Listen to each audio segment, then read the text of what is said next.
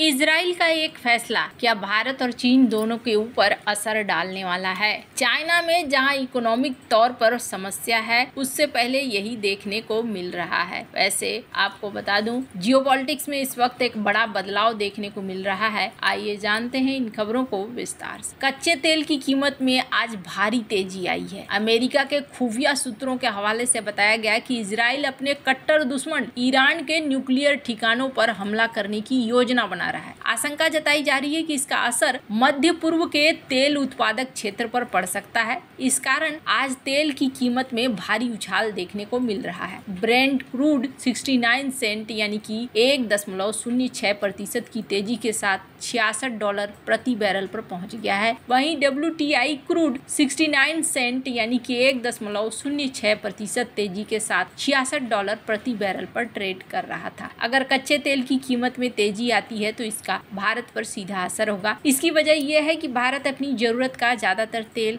आयात करता है। हालांकि अभी ये साफ नहीं है कि इजराइल के नेताओं ने ईरान के न्यूक्लियर ठिकानों पर हमला करने का फैसला किया भी है या नहीं। एक सूत्र ने कहा कि इजराइल के इस तरह का कदम उठाने की संभावना हाल के महीनों में काफी बढ़ गई है। अमेरिका का ट्रम्प प्रशासन ईरान के साथ डील के लिए बातचीत में लगा है। मंगलवार को ईरान के supreme leader Ayatollah Ali Khamenei ने कहा कि अमेरिका पूरी तरीके से यूरेनियम संवर्धन को बंद करने की बात कर रहा है, जो जाती है इसे स्वीकार नहीं किया जा सकता है। इससे अमेरिका और ईरान के बीच डील होने की संभावना पर भी सवाल उठने लगे हैं। अगर इजराइल ईरान पर हमला कर देता है तो पश्चिमी एशिया में एक संकट पैदा हो सकता है। ऐसा हुआ तो कच्चे तेल की कीमत में उबाल आ सकता है। इससे भारत का बजट पूरी तरीके से गड़बड़ा सकता है। फाइनेंशियल ईयर 2025 में भारत ने 137 अरब का कच्चा तेल आयात किया, जो 2024 में 133 अरब डॉलर था। अप्रैल से मार्च के दौरान भारत ने 234 मिलियन टन कच्चे तेल का आयात किया, जो पिछले साल के मुकाबले 3.4% अधिक था। भारत अपनी जरूरत का 85% से अधिक तेल आयात करता है।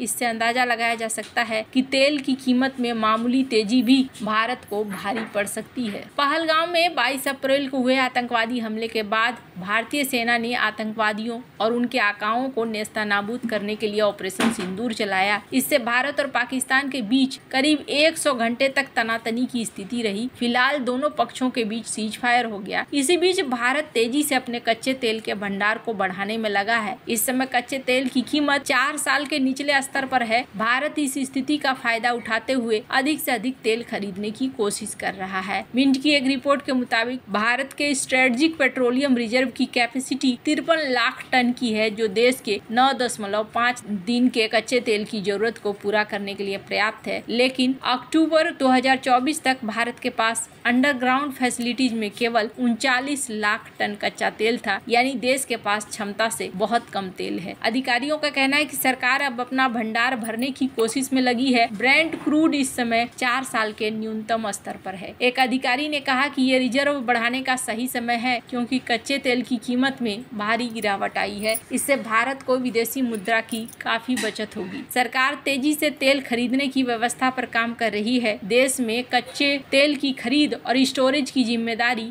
Indian strategic petroleum reserve limited की है। कई बार सरकारी कंपनियां भी इस काम में ISPRL का मदद करती हैं। सरकार तेल भंडार को भरने के साथ ही क्षमता का विस्तार भी चाहती है। भारत के लिए एनर्जी सिक्योरिटी बहुत अहम है, क्योंकि वह अपनी जरूरत का 85% से अधिक कच्चा तेल और 55% गैस आयात करता है। कीमत में उतार चढ़ाव से देश के इम्पोर्ट बिल में भारी बदलाव आ सकता है। इससे महंगाई और ट्रेड डेफिसिट बढ़ता है। पाकिस्तान के साथ हाल ही में हुए संघर्ष के मद्देनजर देश स्ट्रेटेजिक पेट्रोलियम रिजर्व रिफिल करने की जरूरत महसूस की जा रही है। भारत ने मंगलुरु, पैडूर, विशाखापत्तनम में स्ट्रेटेजिक पेट्रोलियम रिजर्व बना रखा है। अगर रिफाइनर्स और मार्केटिंग कंपनियों को कैपेसिटी भी जोड़ दी जाए तो भारत के पास 70 से 72 दिन की तेल इन्वेंट्री है। इंटरनेशनल एनर्जी एजेंसी का बेंचमार्क 90 दिन का है। अब भारत ये सब कुछ क्यों कर रहा है? तो जैसे हालात बन रहे हैं, कहा जा रहा है कि अगर ईरान पर सचमुच में एक्शन ले लेता है इजराइल, तो भी भारत की तैयारियां परफेक्ट रहनी चाहिए। भारत को किसी तरह की दिक्कत नहीं होनी चाहिए। भारत इसी आधार पर चल भी रहा है कि उसके पास समस्या न